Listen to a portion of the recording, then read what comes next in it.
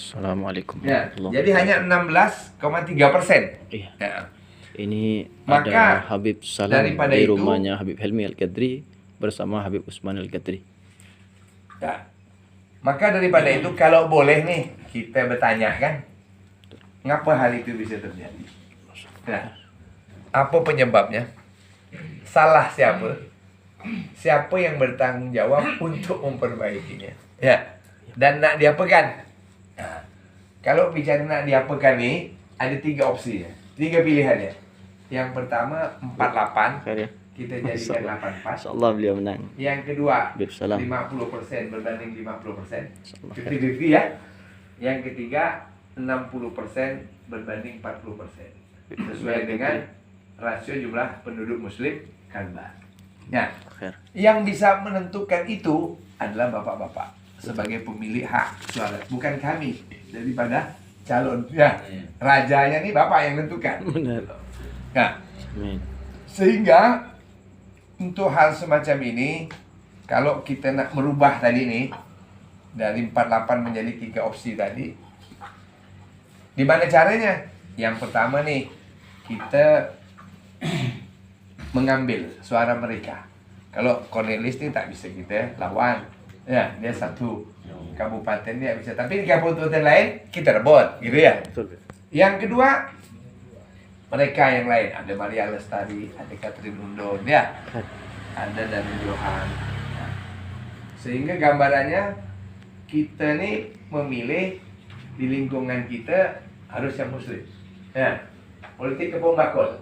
Nah, kemudian daripada itu, bagaimana caranya kita memperkecil daripada golput tadi nih, ya, karena sayang kan, Betul. kita jumlahnya banyak, tapi keterwakilannya menjadi sedikit. Benar. Ibaratnya kalau kita 4 dia 8, yang banyak untungnya siapa? Mereka. Betul. Kalau kita balik nih, kita 8 dia 4, insya Allah yang banyak memanfaatkannya adalah kita. Ini bertanya Mi, jemaah kita habaib itu di Kalbar itu, khususnya Kalbar itu berapa ribu? Mi? Berapa ratus ribu? Untuk di Pontianak antara 17.000 sampai 18.000. 18.000. Kurang Jemaah lebih ya. habaib aja itu ya. Di Pontianak saja. Kita belum tahu nih Masya Allah ya. untuk di wilayah Kabupaten Mempawah ya, seperti apa. Kemudian daripada itu, bahwa tentu kita ini bicara suara kan. Nah, bicara suara tentu sebanyak mungkin. Betul. Kita mengumpulkan suara tersebut. Benar. Nah, dalam kaitan ini, selama Anda berdialog dengan masyarakat, mereka selalu tanya, Benar. ngapa sih kita milih DPRI? Betul. Ya, orangnya tidak kita kenal, Iya, gitu ya. iya. Orangnya jauh, ya. Benar. Nah, maka dapat Anda sampaikan, sama-sama kita milih DPRD Kabupaten Kota, Provinsi, dan DPRD. Sama nih anggota legislatif. Oke. Yang ramai nih, yang Rio nih, cerita Kabupaten Kota, enak? Benar. Nah, ini bersaing ketat nih. Iya betul. Provinsi sedikit, Provinsi ya. dan DPRI juga relatif sedikit. Iya. Berapa itu Mi, jumlahnya kalau AMI itu? Minimal 50.000. 50.000 ya. Nah, karena Boyman itu kan duduk 35.000. Iya. Jadi kalau kita dapat minimal 50.000, insya Allah. Gitu. Nah, Insyaallah amin ya Rabb.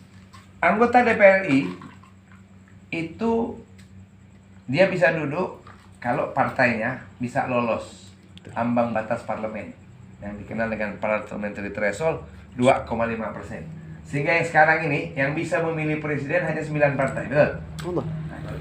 Sebelah kiri. Yang kedua, Sebelah kiri. bahwa Sebelah kiri Habib. anggota DPRI ini dia pejabat negara setingkat menteri. Ya. Yang ketiga, anggota DPRI ini dia bikin undang-undang. Kalau kabupaten kota dia bikin peraturan daerah, ya, perda. Perda. Kemudian anggota DPRI ini selain bikin undang-undang dengan pemerintah, dia punya hak penganggaran dan kontrol terhadap pemerintah. Betul. Kalaulah ada partai-partai lain ya yang baru misalnya menang nih Iya benar. di kabupaten kota Khair. atau provinsi, tapi tidak ada di DPRI, ibaratnya orang nih makan tidak pakai garam, Betul. ya hambar, Benar. tidak ada artinya.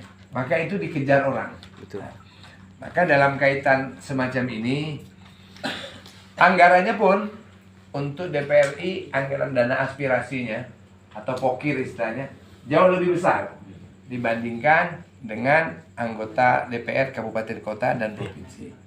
Nah, sehingga kebetulan anak ini